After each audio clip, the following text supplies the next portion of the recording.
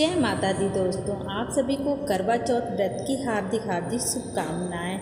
आप सभी का सुहाग माता रानी ऐसे ही बनाए रखें। आज हम एक बहुत ही प्यारी कथा करवा चौथ माँ की सुना रहे हैं। इसे व्रत वाले दिन अवश्य सुने। आइए पढ़ते हैं करवा चौथ की कहानी। बहुत समय पहले की बात है। एक साहूकार के 7 बेटे और उनकी एक बहन करवा थी।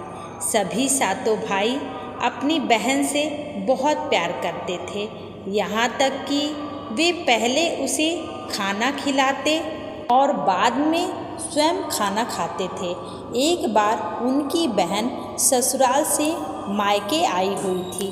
शाम को भाई जब अपना व्यवसाय बंद कर घर आए तो देखा उनकी बहन बहुत व्याकुल थी।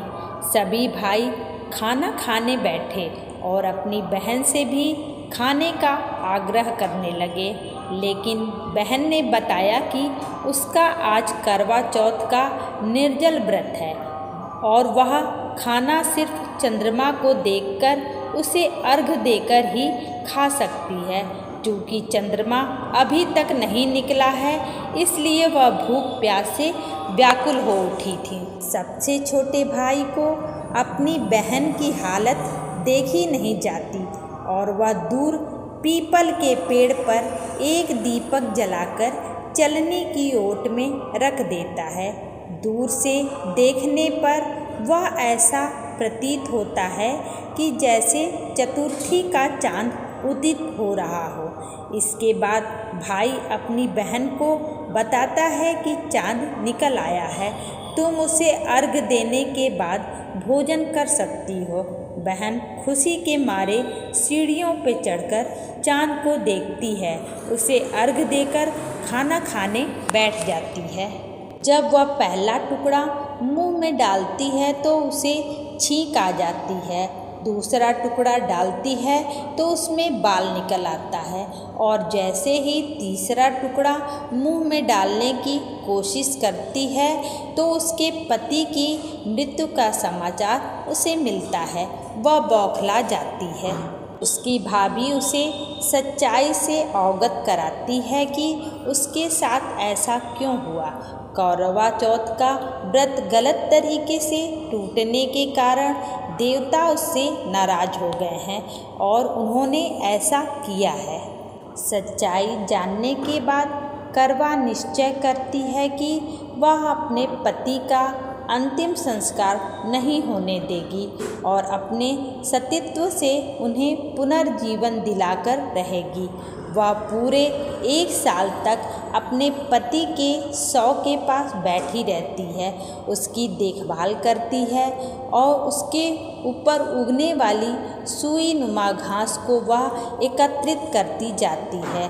1 साल बाद जब फिर से करवा चौथ का दिन आता है, उसकी सभी भाभियाँ करवा चौथ का व्रत रखती हैं। जब भाभियाँ उससे आशीर्वाद लेने आती हैं तो वह प्रत्येक भाभी से यम सुई ले लो, पिय सुई दे दो, मुझे भी अपनी जैसी सुहागन बना दो, ऐसा आग्रह करती है।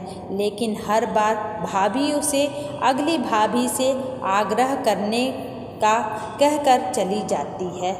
इस प्रकार जब 6ठे नंबर की भाभी आती है तो करवा उससे भी यही बात दोहराती है।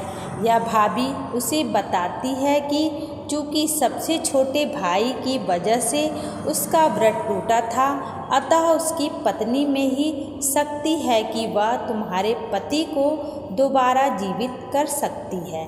इसलिए जब वह आए तो तुम उसे पकड़ लेना और जब तक वह तुम्हारे पति को जिंदा न करे उसे नहीं छोड़ना। ऐसा कहकर वह चली जाती हैं। सबसे अंत में छोटी भाभी आती है। करवा उनसे भी सुहागिन बनने का आग्रह करती है, लेकिन वह टालमटोली करने लगती है। यह देख करवा उन्हें जोर से पकड़ लेती है और अपने सुहाग को जिंदा करने के लिए कहती है। भाभी उससे छुड़ाने के लिए नोचती है, खसोटती है, लेकिन करवा नहीं छोड़ती है। अंत में उसकी तपस्या को देख भाभी पसीज जाती है और अपनी छोटी उंगली को चीरकर उसमें से अमृत उसके पति के मुंह में डाल देती है। करवा का पति तुरंत श्री गणेश कहता हुआ उठ बैठता है। इस प्रकार प्रभु कृपा से उसकी छोटी भाभी के माध्यम से करवा को अपना सुहाग वापस मिल जाता है। हे श्री गणेश, माँ गौरी जिस प्रकार करवा को चीर सुहागन का वरदान आपसे मिला है, वैसा ही सब सुहागिनों को मिले। जय माता दी।